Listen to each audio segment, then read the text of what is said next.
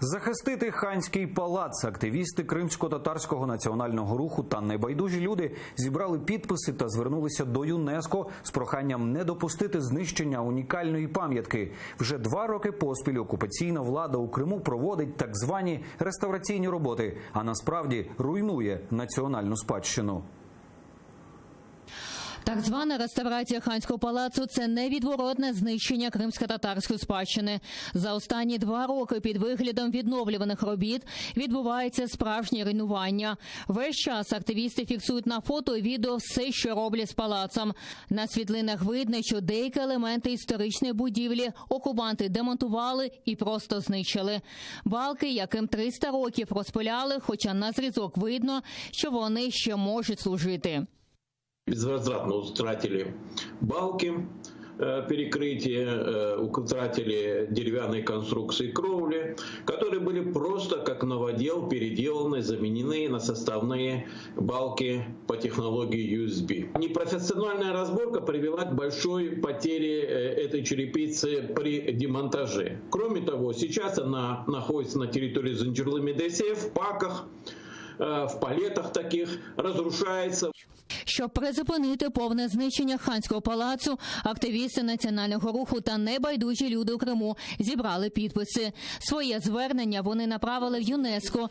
Колишній керівник палацу Ельміра Аблялімова розповідає, зібрано близько 5000 підписів. Підтримали жителі материкової частини України, а також діаспора з Туреччини, Канади та США. Це обращення, воно покажет мировому сообществу о том, что жителям Крыма, жителям Украины, международному сообществу не безразлична судьба объектов культурного наследия. ЮНЕСКО внедрила первый этап прямого мониторинга. Это общение со специалистами на территории Украины, а второй этап – это уже прямой мониторинг непосредственно в Криму. Активісти руйнування ханського палацу називають справжнім злочином. Аби назавжди не втратити історичну пам'ятку, прокуратура Криму порушила карну справу. Щоб вона набула широкого розголосу, до неї залучили громадські організації.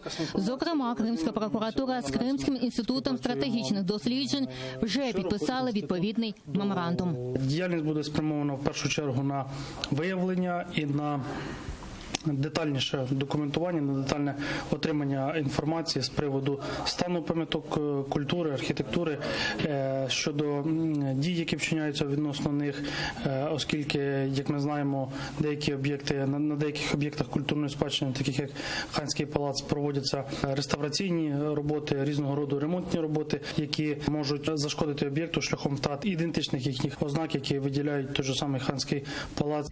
У майбутньому всю інформацію використають для підготовки позовів до міжнародних інстанцій, щоб притягнути до відповідальності країну-агресорку Росію. Ельвіна Цидулаєва, Мілена Міді, Іслам Пінка, Заман, АТР.